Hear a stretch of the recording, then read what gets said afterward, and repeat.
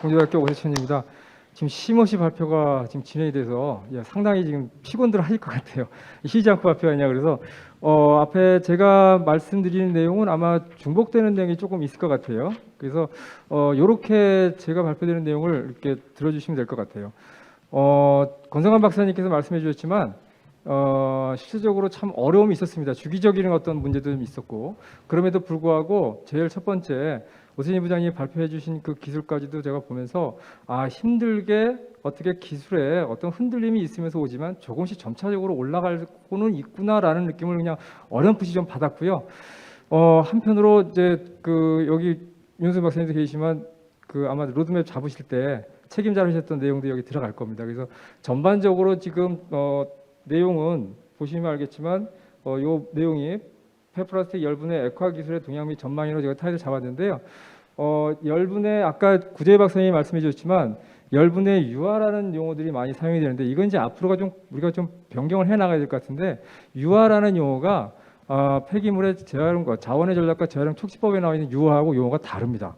그래서 사회에서 일반적으로 유화 그러면 열분해 유화는 우리가 이제 액화를 말하는 건데, 일반적으로 그 자원의 전략과 재활용의 촉진법에 있는 유화는 이제 별거거든요. 에멀시피케이션을 말하는 거기 때문에. 그래서 제가 타이틀을 열분해 액화라고 지금 했고요. 똑같이 지금 첫 번째 오세진 부장님이 말씀해 주셨던 그 부분 열분해 액화라고 보시면 되고, 내용은 전반적으로 지금 현재 이 부분에 대해서 가스피케이션은 지금 구혜박 박사님 해주셨고요. 열분해 액화에 대해서 국내 기술 개발이 과거에 어떻게 언제부터 시작을 해서 어떻게 해 나왔고, 전반적으로 지금 어떤 상황까지 와 있느냐, 지금 어떤까지 와 있는 마지막 단계는 이제 오세진 부장님이 말씀해 주신 거고요. 그래서 어떻게 흘러나왔느냐라는 부분을 중점적으로 보시면 될 것 같아요. 그리고 마지막으로 이제 제도적인 부분, 구재희 박사님이 잠깐 건드려 주셨지만 이쪽 부분의 제도가 상당히 지금 심각합니다. 실질적으로 심각해서요. 환경 모두 인지를 하고 있고, 그래서 아마 그 제도 개선을 해 나갈 것 같은데 어떻게 가야만 될 것이냐라는 것을 조금 논하는 거로 그렇게 해서 마치도록 하겠습니다. 그래서 종류는 전반적인 큰 내용을 다 달아놨습니다. 폐플라스틱의 리사이클링 종류, 열분해 액화 기술의 동향, 그다음에 이제 국내 액화 기술의 제도 현황 이렇게 설명드렸는데요. 제가 타이틀을 폐플라스틱으로 정리해 준 것은 뭐냐면, 이것은 열분해 액화 기술에 대해서 가장 사회적으로 혼란이 있었던 게 뭐냐면, 아까 권성환 박사님이 말씀해 주신 부분에 상당히 제가 동감하는 부분이 있는데요.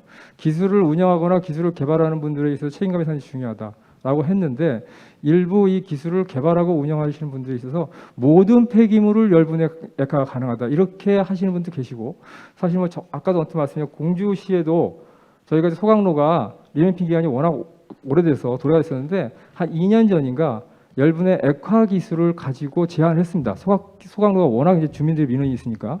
근데 이제 그분이 가지고 들어온 게 너희들이 소각하는 생활 폐기물을 다 우리는 액화해주겠다라고 해서, 제가 그거는 안 됩니다. 그건 안 됩니다. 플라스틱 종류, 즉 고분자 합성 폐 고분자 합성 물질로 한정이 돼야 되지, 이것이 모든 것을 다 집어넣을 수 있다라고 한다면 이제 그러한 부분이 현실적으로 밖에서 사회적으로 받을 때는 상당히 참 그럴싸하게 좋게 보이지만 실적으로 쉽지 않은 부분이다. 그거는 오세진 부장님이 말씀하시는 그 SRF는 그래도 좀 나은데요. 혼합되어 있는 걸 집어넣으면 수율도 문제지만 공정상에도 상당히 많은 문제를 일으킵니다. 그래서 제가 타이틀을 폐플라스틱을 좀 좁혔다 이렇게 설명을 드리고요. 이 순서대로 간략하게 설명을 드리도록 하겠습니다.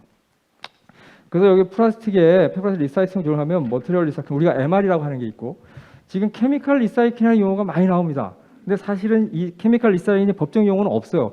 그러니까 머티리얼 리사이클링은 그래도 우리가 있고, 그 다음에 서멀 리사이클링도 법정 용어가 없습니다. 사실 우리는 그냥 리사이클링에 통해 가죠, 우리는.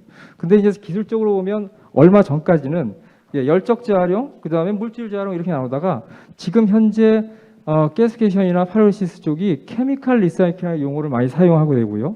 요게 이제 아마 요게 데이터가 일본 데이터인데요. 일본에서 아마 이렇게 나누기 시작을 해서 이름이 참 좋잖아요, 그죠? 어떻게 보시면 참 애매하잖아요. 머티리얼 리사이클링 가장 좋긴 좋은데, 그렇다고 서멀 리사이클링 하면 조금 그 느낌이 좀 안 좋으니까 열적으로 가해서 재활용을 하는데 그걸 케미칼이라는 이름을 붙였다. 그러니까 케미칼적으로 화학적으로 변환시켰다라는 측면에서 단지 소각은 아니다라는 측면에서 이게 케미칼 리사이클링 부분에 가스피케이션하고 여기 보면 리커펙션이 들어가 있다. 요 용어가 지금 그 SRF ISO에서도 SRF IS에서 요 SRF를 가지고, 그러니까 플라스틱 베이스의 SRF를 가지고 열분해를 해서 가스피에이션을 하던 아니면 파이로시스를 하던 이쪽으로 활용하는 부분에 대해서 지금 꼭지가 가서 품질기준을 잡고 있는데요. 거기에 ISO에서 사용하는 정식 명칭은 리커펙션 가로 열고 파이로시스 가로 닫고입니다. 그러니까 아마 에카를 먼저 생각을 하는 것 같아요. 예, 그렇게 해서 용어가 있어서 아까 구재희 박사님이 말씀하신 그런 용어들은 조금 저희가 좀 어떻게든지 통일을 시켜야 되겠다라는 생각이 들고요. 뭐 여기 보면 지금 이 부분에 들어가고 제가 설명드릴 것은 그 중에서도 이 에카 쪽의 부분이다 이렇게 말씀드릴 수 있겠습니다. 물질 재활용에 대해서 뭐 간단히 하고 있지만 이거는 건너뛸게요. 물질 재활용이 가장 좋으면 좋지만 뭐 이렇게 페트처럼 페트 플레이크를 만드는 이런 공정을 갔으면 뭐 누구나 다 좋은 거죠, 그죠? 근데 이렇게 갈 수 있는 게 한정이 있는 거니까 이건 넘기고요. 써멀도 제가 SRF도 그냥 건너뛰겠습니다.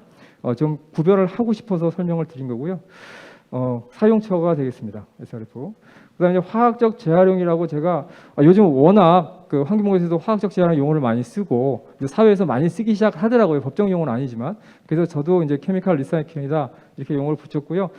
중요한 것은 아까 MR이라고 하는 머티리얼 리사이클링은 분리 선별된 플라스틱을 가지고 우리가 활용할 수밖에 없는 부분이고 여기서부터 이제 열적, 써멀하고 케미칼 쪽으로 가는 것은 이제 혼합되어 있는 상태의 플라스틱을 이용할 수 있는 기술이다 이렇게 보시면 되고 주 원료는 이제 이런 거라고 보시면 되죠. 지금 사용하시는 부분이 이제 대부분 아마 이쪽 부분에 EPR 지원금을 위해서라도 이쪽 부분에 대부분의 그 시중된 제품들을 많이 받을 것 같은데요. 이렇게 해서 그 케미칼 리사이클에 보면 이렇게 좀 나와 있습니다. 추모적으로 보면 그래서 또 케미칼 리사이클을 그러니까 파이로시스 부분만 좀 약하게 본 겁니다. 그쪽 부분만. 그래서 보면 솔버리시스, 그다음에 써멀리시스 이렇게 나눠요. 근데 솔버리시스는 사실 솔벤트를 가해서 플라스틱을 가지고 제한된 플라스틱을 가지고 모노머를 만들겠다는 겁니다. 그러니까 모두 혼합된 플라스틱이 되질 않고 PU나 나일론을 가지고 모노머를 만들고 PU나 페트를 가지고 나일론을 만들고 페트 가지고 나일론을 만들고 페트 모노머를 만들고 이렇게 모노머를 만들어서 화학 연료를 만들어내겠다고 하다 보니 이제 솔벤트도 가해서 분해를 시켜야 되는 부분이고요. 모노머로 단량체로 이제 분해를 시키다 보니까 상당히 피드스탁이 상당히 고품질이 들어가야 됩니다. 그러니까 궁극적으로 사용할 수 있는 것은 원료 자체가 세퍼레이션이 돼 있어야 된다라고 하는데 이렇게 세퍼레이션이 있는 플라스틱이라고 한다면 여러분도 아시겠지만 페트를 분리했으면 페트로 그냥 페트로 가는 게 맞죠. 펫으로 가는 게 맞는 거지 펫을 다시 분해해서 페트의 원료를 만든다는 건 말이 안 되잖아요. 그래서 실질적으로 경제성도 문제가 되고 이렇게 만약에 세퍼레이션이 되어 있다고 한다면 이것은 솔버리시스 즉 솔벤트를 이용해서 모노머를 생산하는 것은 아니고 이건 물질로 재활용을 가능한 것이다 라고 답이 내려져 있는 것 같고요. 그래서 여러분이 아마 논문을 찾아보시면 지금도 학교에서 논문은 연구를 하지만 상용화 연구는 아마 제가 보시면 2000년대 초반 1900년도 그 정도에서 아마 스톱이 되어 있고 논문으로만 나와 있는 형태가 있을 겁니다. 지금 중점적으로 볼 게 이제 써멀리시스 중에서 여기 가스피에이션이 있고 하이드로제네이션이 있고 이제 파이로시스가 있습니다. 가스피에이션 설명해 주셨고요. 여기 수소를 첨가하는 거는 이거는 이제 오일을 가지고 아무래도 이제 플라스틱을 열분하다 보니까 수소가 조금 부족합니다. 그래서 아무래도 파라핀 계열로 못 가고 오레핀 계열로 분해가 좀 되는 경우가 있어서 오레핀 계열로 열분해가 분해가 되면 오일이 물성이 변화가 옵니다. 그래서 그런 부분들 변화가 않게 완전히 포화탄화수로 만들자 해서 수소를 첨가해서 크루드 오일, 거의 뭐 싱크루드 오일 청지로 싱가스가 아니고 싱크루드 오일이죠. 이렇게까지 가는 경향이 있는데 이것은 상당히 고업 반응을 시켜야 되기 때문에 현실성이 없는 것 같고요. 그래서 지금 가스피에이션하고 이제 여기 파이로시스 두 개를 중점적으로 보고 제가 설명드릴 것은 이 중에서도 파이로시스다 이렇게 보시면 될 것 같습니다. 이 부분은 앞에서 설명을 드렸기 때문에 기술적인 내용이니까 제가 뭐 건너뛰도록 할게요. 열분의 가스와 열분의 유화라고 제가 이름을 일단 썼습니다. 그리고 열분의 탄화 이거에 대한 내용들에 대해서 구분되는 거다 이렇게 여러분 참고적으로 보시고요. 제가 이제 발표를 준비하면서 참 감회가 새로웠습니다. 왜냐하면 이 그림이 다시 소환되어 올 날이 있을까라고 했는데 드디어 소환이 됐습니다. 이번에. 저희가 이따가 그 2007년도에 잡았던 신재생에너지 RDLD 그 로드맵 표도 보여드릴 텐데요. 그때 기획보고서에 낼 때 상당히 많이 활용했던 외국의 기술 사례입니다. 바스프, 지금 바스프죠. 바스프가 지금 현재 이쪽의 케미컬 리사이클에 상당히 지금 크게 이슈화를 시키고 있는 상황인데요. 1994년도 96년까지 성공적으로 가동을 했어요. 근데 이제 일단 원료는 펠레타이징 된 걸 가지고 원료를 한 거로 좀 돼 있고요. 연료가 아닌 석유학 원료로 사용하는 목적이었습니다. 바스크가 원래 케미칼 플랜트를 가지고 있는 거기 때문에 그러니까 에너지를 사용하겠다는 게 아니고 처음부터 얘네들은 케미칼로 사용하겠다 이런 생산 목적이었었고요. 얘네들의 경제성 확보를 하기 위해서 약 연에 15만 톤 적은 양이 아니죠. 15만 톤이 상당히 많은 양입니다. 15만 톤을 바스크가 처리를 해야 경제성이 있다라고 내부적으로 확보를 했고요. 그래서 운전을 하다가 원료 수급 문제에서 걸려서 바스프가 사업을 중단합니다. 경제성이 도저히 안 나오기 때문에. 그래서 보시면 얘네들은 이제 멜팅이죠. 이게 리커펙션이 멜팅이 되고 그다음에 열분해 시키고 분별 증류해서 납사, 그다음에 오르핀 계열, 아로마틱, 그다음에 헤비 오일 이렇게 나눠서 자기들은 이거를 가지고 뭐를 만들겠다? 에틸렌이나 프로필렌 같은 케미칼 원료를 만들겠다라는 크레이킹 공장이 만들겠다라고 해서 이 내용이 나왔는데 발표를 하면서 제가 준비하면서 이게 다시 한 15년 전에 그림이 다시 아직도 보고서에 이런 그림이 나올 겁니다. 그게 다시 소환이 됐고요. 지금 바스프가 작년부터 다시 하겠다는 게 바로 이 내용입니다. 그러니까 15만 톤을 하겠다고 포기를 했다가 왜 다시 경제성이 없음에도 불구하고 왜 하게 됐냐는 뒤에 가서 설명을 드리도록 하겠습니다. 그러니까 전반적으로 패러다임이 바뀌는 것 같아요.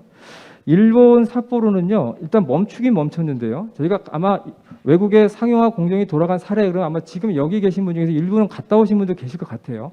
이 공정을 아마 보신 분인데 지금은 셧다운이 됐고 왜 공정을 안 돌리는지는 모르겠습니다. 그래서 아까 그 오세진 부장님이 말씀하신 부분에서 이제 염소 부분이 문제가 되기 때문에 이제 열분의 오일 쪽에 그래서 일본에서는 먼저 탈염 장치를 하고 분해를 시킵니다. 그래서 탈염을 하고 HCl을 꺼내는 이런 공정이 돌아가는데 사실 이게 실험을 해보면 PVC를 가지고 열분을 하게 되면 HCl이 잘 빠져나와요. 근데 혼합된 플라스틱을 가지고 그러니까 혼합된 플라스틱에 일부 PVC가 소량 들어가 있는 경우는 잘 안 나옵니다. 실질적으로.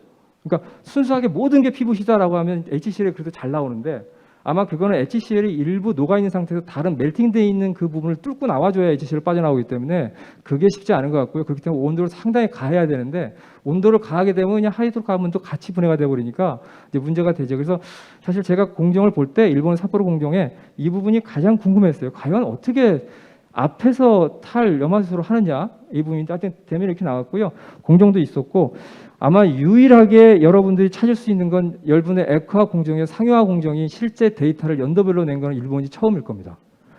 요게 아마 2011년도인가 중국의 학회에서 발표를 한 건데요. 이 이후에 삿포로도 데이터를 이제 더 이상 안 냅니다. 삿포로 더 이상 안 내고요. 일본에서 삿포로가 지금 보면 약 92,000톤 연에 처리했다고 돼 있는데 여기 물질로 보면 일단 폐플라스틱을 혼합된 것을 솔팅하는 과정에서 나오는 거 가지고 하고 그다음에 MR 공장으로 집어넣어서 거기서 불순물이 나오는 거 합쳐서 요거 두 개를 합쳐서 집어넣고요. 집어넣는 공정이 정확히 있고 뭐 여기 데이터는 실제 않았지만 운전 조건별로 액화의 수율이 얼마고 자세하게 발표는 이날 했어요. 이날 발표해서 그것을 데이터는 믿을만 하긴 합니다. 그러니까 밸런스를 잡아보면 다 맞긴 맞는데 이 이후에 삿포로가 발표하는 자료는 없고요. 그리고 지금도 삿포로는 스톱이 됐고 왜 스톱되어 있는지 저희가 모르겠고 한번 견학을 가려고 해도 뭐 공정이 안 돌아가니까 견학은 안 되는 것 같고 그래서 그때 다녀오신 분들이 아마 그 초창기에 계실 것 같아요. 예. 그래서 그 당시에 탈염화수소가 어떻게 되는지 그걸 좀 보고 싶은데 하여튼 여기 보면 밸런스도 잘 잡아놔서 이렇게 했고요. 분별 증류까지 해서 납사 부분, 그 다음에 중간에 연료를 파는 거, 그 다음에 헤비올 이렇게 분별 증류탑까지 가동을 했다. 이렇게 보시면 될 것 같고요. 실제 가동은 5년 이상의 데이터를 실질적으로 발표를 하고 있습니다. 이제 국내에 대해서 설명을 좀 드릴게요. 그 2000년도 이전하고 2001년하고 2010년 그리고 2010년 이후에 대해서 좀 나눠서 설명을 드리면 2000년도 이전에는요 랩하고 파일럿 플랜트 스케일 이제 이때가 플라스틱에서 기름 만든다는 게 워낙 이슈가 되고 아이템이 좋으니까 막 뛰어드는 겁니다. 그래서 이제 국가에서도 이거 참 좋은 기술이겠다, 좀 획기적이다. 지금 보면 상당히 앞서가는 기술이라고 볼 수 있는 거예요. 지금 보면 선도적인 기술이다. 근데 2000년도 이전에는 이 자체가 상당히 선도적인 기술이었어요. 플라스틱 가지고 기름 만든다고 하니까. 그래서 상당히 그 기초적 연구도 많이 됐고요.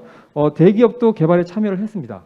대기업도 참여했고 그때 이제 촉매 열분해까지도 같이 연구가 됐고요. 죄송하지만 여기서의 촉매는 뒤에 염소를 잡는 촉매가 아니고 분해 효율을 올리기 위한 촉매 연구라고 보시면 됩니다. 뒤에 염소 잡는 촉매가 아니고 분해 효율을 올리는 그 촉매다 이렇게 보시면 되고요. 운전을 하다 보니까 이제 장기 운전에 문제점이 발생됐고요. 반응이 이제 코킹이 형성되기 시작한 부분이고 이제 기술 개발과 별도로 사업이 같이 가야 되니까 일부 민간 기업에서는 외국 기술들을 중점적으로 도입을 하는 그런 시기가 되겠습니다. 그래서 뭐 그 국가 과제가 수행했던 내용들 이렇게 보고요. 2001년도에 사이에 2001년도 2010년도에는 이제 대기업이 손을 떼요. LG가 먼저 들었다가 대기업에서 손을 떼는 이유가 아까 전에 경제성 문제입니다. 그러니까 바스프가 손을 뗀 거하고 똑같아요. 그러니까 도저히 안 된다. 우리 대기업에서 참여할 정도의 룸은 아니다라고 해서 대기업에서는 그 기술 개발을 철수를 하고요.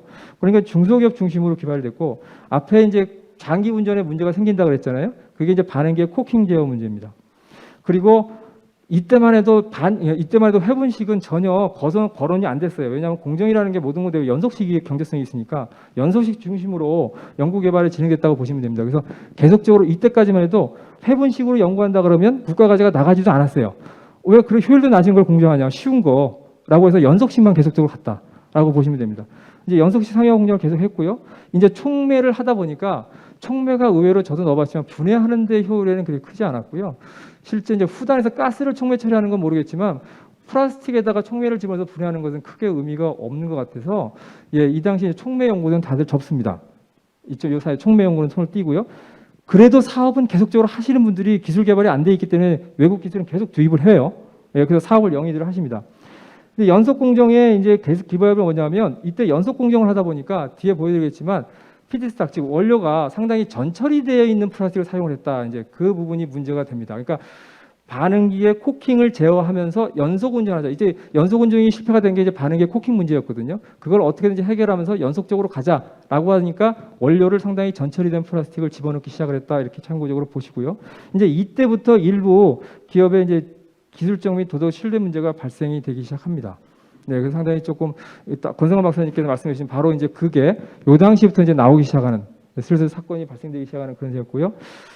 그러다 보니까 이제 문제가 되니까 이 후반기에 들어서 이제 회분식 반응 연구를 하자. 연속식이 도저히 경제성이 안 나오는구나라고 해서 이제 킬른 반응기가 후반기에 2001년도에서 2010년 후반기에 연구가 되고요.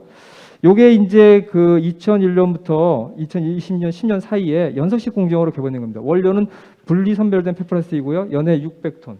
그래서 운전은 됩니다. 운전은 되는데 이때 이제 아까 말씀드렸지만 사회적으로 문제가 상당히 심각했기 때문에 이때 기술평가 들어가는 상당히 철저하게 기술평가, 현장평가를 했습니다.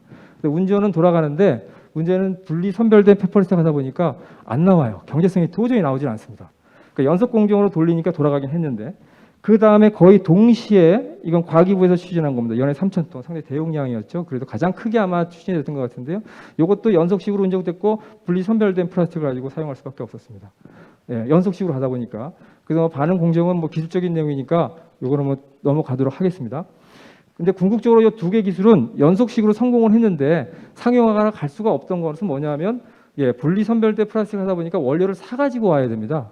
원료를 사서 열을 분해해서 거기서 액상을 팔면 그게 여러분이 보시면 알겠지만 당연히 경제성은 안 나오겠죠, 그죠?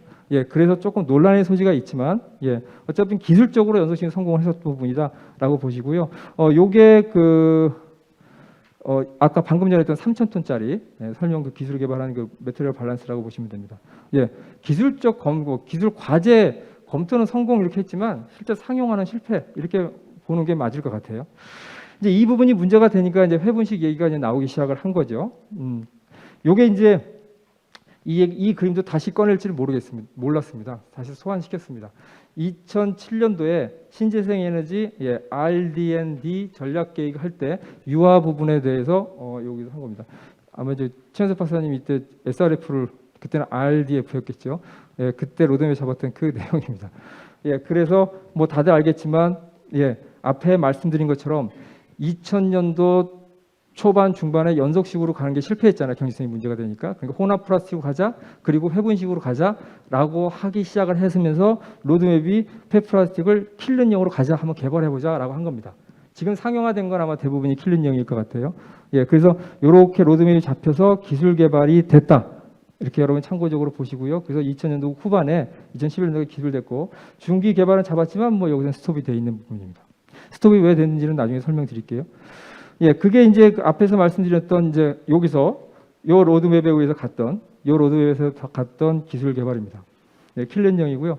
아마 상당히 비슷할 겁니다. 지금 오세진 부장님이 말씀해주신 공정 후처리 공정 일부 빼놓고는 실제 메인 공정은 거의 똑같다고 보시면 됩니다. 원천 기술은 중국입니다. 원래 킬른 타입에 아마 원천은 중국에서 들어왔을 거예요. 중국에서. 물론 일본 삿포로도 킬른 타입이라고 얘기는 하는데 어쨌거나 이렇게 해서 보시면 왁스 나오는 부분들 그 다음에 중진류, 경진류, 분리해서 경질류, 중질류 구분해서 이렇게 해서 실제 가동은 상업 가동까지 했고요. 연에 1,000톤 정도. 그래서 EPR 자금을 받아가면서 어렵게 운전을 사장님이 하시다가 예, 돈이 안 되니까 이제 사업을 접었던 그 공정이고요. 실제 여기 아까 라이트 오일은 여기 보시면 이게 가솔린이고 분석을 해보면 이게 디젤 부분인데요. 이게 라이트 오일, 이게 헤비 오일 그러면 상당히 라이트 오일은 가솔린 쪽에 상당히 영향이 있기 때문에 이게 뒤에 설명드리겠지만 인하점하고 이제 문제를 일으킵니다. 인하점 문제가 있기 때문에 이렇게 상상별로 분리도 잘했고요. 성공을 했다 이렇게 봐서 이게 성공을 하면서 2011년도 이후에 그러면 이제 성공했으니까 상용화까지 가보자. 상용화를 한번 가보자. 이제 연속식은 포기했지만 회분식 킬링용으로 1,000톤까지 갔으니 이제 상용화를 가자라고 해서 상용화 규모 중심 연구를 했고요. 마찬가지로 저거 혼합 플라스틱을 계속적으로 했고 이때 이제 지금 현재 이 후반기에 지금 2017년도가 이때 좀 지났죠. 예, 한국 타이어에서 금산에 폐타이어를 대상으로 해서 상용화 공정을 놨고 그건 폐타이어만을 대상으로 한 거기 때문에 여기서는 뭐 좀 제외를 했습니다. 그래서 그쪽은 한국 타이어는 지금 스크루 타이어로 가고 있고요. 그다음에 생성력 고급화 활용 연구도 했고 이 당시도 계속적으로 이제 기술적으로 도주 실효성 문제 계속 일으켜요. 그러니까 이게 주기적으로 일으킵니다. 기업들이 이제 그런 부분이 이제 뒤에 권성환 박사님이 말씀하셨던 그 어려움인데요. 그 어려움이 바로 이런 데서 있었다라고 보시고요. 자, 그 성공을 해서 요게 이제 아까 말씀드렸던 윤승 박사님에서 책임을 하셔가지고 폐기물 에너지 기술 전략 로드맵 2012년도에 수립했던 예, 요게 이제 앞에 연속식은 포기를 하고 예, 2000년도, 2008년도가 9년도가 후반기에 킬런이 성공을 해서 2016년도에 킬런을 한번 가보자 해서 기술 개발 성공한 후에 그 다음에 그렇다면 예, 상용화로 가자라고 해서 6,000톤으로 키웠습니다. 6,000톤으로 키워서 6,000톤으로 키워서 이때 이제 로드맵을 잡아서 이제 갔죠. 이게 제대로 갔으면 뒤에 뭔가 빚이 계속 있었을 것 같은데 이것도 여기 가고 끝납니다. 이것도 여기 가고 이제 끝난 이유가 종합정리하면 이렇게 나옵니다. 종합정리하면 1990년대 뭐 소규모 그리고 뭐 이런 식으로 연구를 했고 2000년도 전처리된 플라스틱을 가지고 했다. 그러다 보니까 이제 문제가 있었다. 3,000톤까지 갔지만 연속식으로. 그 다음에 2002에서 2009년 혼합 플라스틱 연구를 시작을 했고 그래서 산업부 1,000톤 아까 성공을 했다고 말씀드렸고요. 그래서 그 이후에 6,000톤으로 갔지만 과제가 중단된 상황입니다. 이 과제가 중단된 것은 뭐 여러 가지 요인이 있지만 가장 중요한 건 주관기관이 부도를 했기 때문에 기술개발 주관기관이 부도가 돼서 중단이 됐고 지금 현재 2018년도 이후에 지금 아까 권성환 박사님이 말씀해 주신 그 과제를 통해서 한국지역남사가 수요기관으로 해서 지금 하고 있는 과제가 지금 여기 와 있다 이렇게 설명드리고요. 중간에 제가 이렇게 스팟으로 이렇게 그려둔 게 아까 권성환 박사님이 걱정했던 그런 사회적 우려를 일으켰던 사건들입니다. 그 사건들에 대한 구체적인 내용은 제가 여기서 말씀드리지 못하겠지만 사실 과제 담당자가 상당히 너무너무 어려운 상황에 처한 상황이었다라고 말씀드릴 수 있고요. 그래서 보시면 알지만 이게 이제 과제가 참 어렵게 그 기술진들이 로드맵을 잡으면서 왔지만 중간에 너무 어려움이 많아서 가다가 중단되고 가다가 중단되고 가다가 중단되고 했고 지금 현재 여기까지 오고 있는 상황이라서 제가 말씀을 가끔 하지만 참 여기에 개발에 참여해 주신 분은 이 전체 쭉 지금 해왔던 이 분야의 기술 개발의 히스토리를 보신다면 정말 책임감을 가지고 아까 권성환 박사님이 하셨던 책임감을 가지고 적극적으로 어떻게든지 예 아까 말씀드렸던 규모 그다음에 품질 기준 제도 이것도 뭐 따라가야겠지만 책임감을 가지고 가셔야 될 부분이다 이렇게 설명드리고요.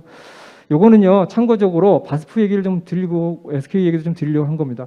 아마 찾아보시면 될 것 같아요. Alliance to End Plastic Waste라고 해서 APW에서 40개의 글로벌 케미칼사들이 동맹을 만들었습니다. 아마 찾으시면 나올 겁니다.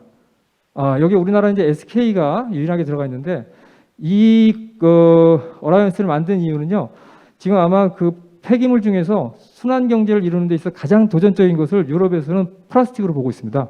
플라스틱이 가장 문제다라고 보고 있기 때문에 이 플라스틱을 어떻게든지 재활용을 하자라는 게 왜냐하면 이 케미칼사들은 플라스틱이 만약에 이 세상에서 시장에서 없어지면 상당히 치명타를 입는 회사들입니다. 그러니까 이 플라스틱이 계속적으로 존재할 수밖에 없게끔 하기 위한 건데 물론 가장 중요한 건 온실가스 저감, 사회적 기여입니다. 사회적 기여인데 그러기 위해서 플라스틱을 가지고 그냥 태우지 말고 뭔가 리사이클을 해보자 라고 해서 40개가 여기 보시면 알겠지만 뭐 필립 뭐 거의 대부분 우리가 알고 있는 글로벌 회사들이에요. 그러니까 뭐 제가 알기로는 LG가 참여하고 싶은데 여기에 가입비가 엄청 비싸서 지금 뭐 생각을 고민하고 있다 그러는데 그 정도로 가입비도 상당히 큰가 봅니다. 예. 그래서 여기에 한 회사인 바스프가 끌고 들어온 게 케미칼 리사이클이에요. 그래서 아마 이때부터 캠사이클링 용어가 아마 크게 나올 겁니다. 키워드를 캠사이클링을 찾아보시면 케미칼 리사이클이 나와요. 이게 바스프가 유튜브에다가 자기들이 하려고 하는 케미칼 리사이클링 홍보 영상을 대대적으로 올렸어요. 그래서 작년에 국회 포럼도 열렸고, 그래서 어떻게 가냐면 아까도 말했지만 그 기름을 만들어서 자기네들이 가지고 있는 케미칼 플랜트에 크래킹에다 넣겠다는 겁니다. 뭐 자기네 케미칼 플랜트가 엄청나게 크기 때문에 그 중에 아까 했지만 15만 톤을 해야만 경제성이 확보된다고 했는데 지금은 경제성이 문제가 아니고 플라스틱이 워낙 승량 경제 체제에서 문제가 되다 보니까 경제성을 뛰어넘은 그러한 그 이슈가 생긴 거예요. 케미칼사들이. 그러니까 경제성도 어느 정도만 만족된다면 캠사이클을 하겠다라는 것이 바스프고요. 그래서 바스프가 20년 전에 자기들이 개발한 기술을 지금 다시 꺼내서 지금 자기네들의 플랜트에다 넣는 이 공정을 지금 하고 있다. 대대적으로 선전하고 있다. 이렇게 설명드리고요. 여기까지가 지금 말씀드리고 제도적인 설명을 잠깐 말씀드릴게요. 아까 이거 구재박 선생님이 잠깐 말씀드린 시간이 좀 돼서 구재박 선생님이 말씀 주셨는데요. 여기 보시면 재활용 기술에 기계적 재활용 기술의 연료가 있어요. 아마 그래서 지금 지자체에서 열분의 액화 시설을 지금 허가를 내줄 때 이 연료화 시설을 이용해서 아마 허가를 내주시고 있을 거예요. 하지만 자칫 잘못하면 이것은 문제가 된다. 왜냐하면 이 시설은 SRF 시설입니다. 이 연료화 시설은요, 여기 보면 기계적 재활용 시설이고, 그러니까 지자체에서 연료화 시설이 있구나라고 해서 허가를 내주면 자칫 잘못하면 문제 소지가 있다. 그래서 이거는 환경부도 인식을 하고 있는 부분이고, 안타깝게도 화학적 재활용에는 없어요. 이름이 케미칼 리사이클이 있는데 우리가 지금 말하고 있는 화학적 재활용이 없어요. 그래서 이 부분은 빨리 해줘야 되는 부분이고, 아까 구재박 선생님 말씀하신 열분의 가스가 이게 처분시설에 들어가 있다. 가스화시설 포함해서 이 부분은 이제 하루빨리 제도가 좀 보완이 되는 부분이고요. 그 다음에 자원의 전략과 그 재활용처치법의 재활용령의 R-9-3에 보시면 이렇게 나와 있는데 지금 문제가 연료로 가는 건 상관이 없습니다. 근데 SK처럼 만약에 케미칼로 이용하겠다 그러면 이건 이제 법적으로 안 돼요. 연료만 사용하는 게 R-9-3입니다. 지금 만약에 SK가 케미칼로 사용하겠다 그런다면 없어요. 재활용령에. 그래서 이거는 또 재활용 환경성 평가를 또 거쳐야 되는 이런 문제가 있습니다. 이런 문제도 있고요. 지금 현재 열분의 액화시설의 생성률에 관련한 이슈는 액화 공정에 대한 공정시설이 없습니다. 그러니까 지자체에서 허가를 내주게 되면 공정시설 기준이 있어야 되는데 시설 기준이 지금 없어요. 소각 같은 건 있지만. 그러니까 이런 것도 따라가야 되는 부분이고 인허적 30도 이상 재검토는 아마 이거는 이슈가 됐을 겁니다. 지금 이거는 문제가 돼서 지금 제도 개선을 하려고 어떻게 하는 부분이 있고 열분의 잔류물의 강렬 기준도 15%하고 10%를 맞춰야 되고요. 이게 맞추지 않는다고 한다면 재활용을 해야 되는데 그래서 지금 열분해를 해서 그거를 연료로 사용하겠다, 즉 고용연료로 사용하겠다라고 하면 그거는 고용연료 제조제 허가를 또 받아야 돼요. 법적으로. 그러니까 액화 공정을 돌려서 기름을 빼내고 나머지 탄화물을 나는 고용연료로 사용할래요라고 하려면 고용연료 제조제 허가를 또 받아야 됩니다. 법적으로는 받지 않고 만약에 간다면 그건 문제가 돼요. 그러면 여기 여기 강렬 감정을 맞추지 않아도 됩니다. 그러니까 지금 제가 언뜻 생각나는 것만 정리했는데 열분의 액화에 대한 제도 기술은 상당히 지금 많은 부분이 건드려져 있는 부분이고요. 참고적으로 또 하나 여기 설명 못 드린 게 얼마 전에 알았는데 SK에서 환경부에서 이거를 열어줘도 사용을 못합니다. 환경부에서 SK의 화학 연료로 사용해라. 재활용 환경 평가를 거쳐도 사용을 못한대요. 왜 못하냐? 석관법에 걸립니다. 석유관리법에. 그러니까 즉 석유 정제를 살 수가 없어요. 케미사들이. 그래서 그건 또 산업부가 또 움직여야 됩니다. 그래서 지금 SK는 규제 샌드박스에 신청을 지금 해놓은 상태로 알고 있습니다. 그래서 사용하고 있다. 이렇게까지 가서 전반적으로 좀 봤지만 제도도 보완할 게 상당히 많고 기술적으로 상당히 참 어려움을 겪으면서 여기까지 오고 그래서 상당히 재미나지만 모두가 다 책임을 가지고 계속적으로 좀 관심을 가지고 끌어나가야 될 기술이 아니냐 이런 생각이 듭니다. 이상 발표를 마치도록 하겠습니다.